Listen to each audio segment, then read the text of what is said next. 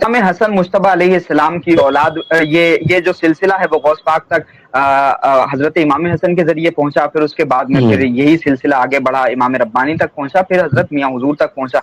अब ये हजरत सकलैन मियाँ की जिंदगी में वो जो सुलह थी ना हजरत इमाम हसन की, उसका पूरा फैज दिखाई देता है मुफ्ती साहब। आप भी सब कुछ देख रहे हैं, इस हिंदुस्तान में पूरा मुल्क देख रहा है, अरबाब अक्ल दानिश देख रहे हैं।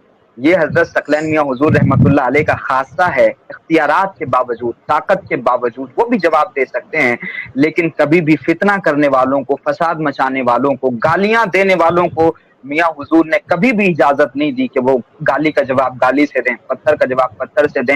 हजरत इमाम हसन मुश्तबा ने सुलह करना सिखाया था, वो जो सुलह थी ना, वो सिलसिलेवार तरीके से मुख्तलिफ बुजुर्गों से होते हुए बरेली शरीफ पहुंची है, और बरेली में उस सुलह के जानशीन और बारिश हुए हजरत सकलैन मियाँ हुजूर रहमतुल्लाह अलैह।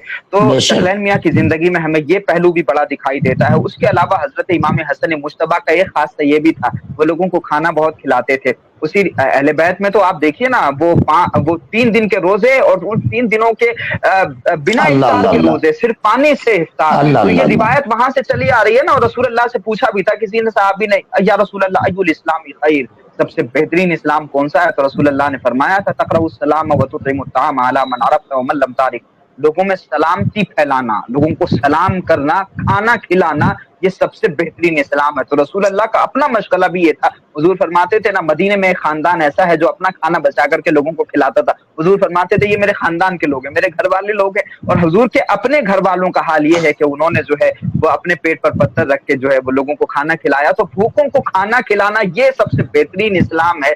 सबसे बेहतरीन मुसलमान वो है जो भूखे को खाना खिलाता है। अब आप इस तनाजुर में देखिए अहले बैत का किरदार। हजरत इमाम ज़ैनुल आबिदीन सैयद सज्जाद ने भी दस्तरखान सजाया, दस्तरखान पर एक वो शख्स बैठा हुआ है जो करबला में हजरत इमाम ज़ैनुल आबिदीन पर और तमाम खानवादे रिसालत पर जुल्म करने वालों में शामिल था, तीर बरसाने वालों में शामिल था। इमाम ज़ैनुल आबिदीन ने जब उसको खाना दिया, उसने पलट के देखा, कहा इमाम आपने मुझे पहचाना नहीं? फरमाने लगे तुझे कैसे भूल सकता हूँ, करबला के जुल्म में तू भी शामिल था। उसने कहा कि इमाम फिर आप मुझे ज्यादा खाना क्यों दे रहे हैं? इमाम ज़ैनुल आबिदीन ने फरमाया करबला में वो तुम जालिमों का किरदार था, मदीने में ये रसूल अल्लाह के घर वालों का किरदार है।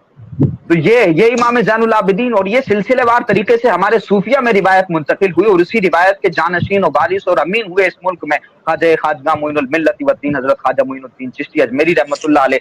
हजरत सुल्तानुल हिंद ने भी लंगर सजाया और खिदमत खल्क का वो जबरदस्त कारनामा अंजाम दिया कि उस दौर में यह सिलसिला शुरू हुआ था। आज भी अल्हम्दुलिल्लाह वो रिवायतें बाकी हैं, और वेज लंगर जो है वो मखलूक खुदा को खिलाया जाता है। उसी तरह से फिर उस सिलसिले के जानशीन बख्तियार काकी, फिर बाबा फरीद, और फिर इस सिलसिले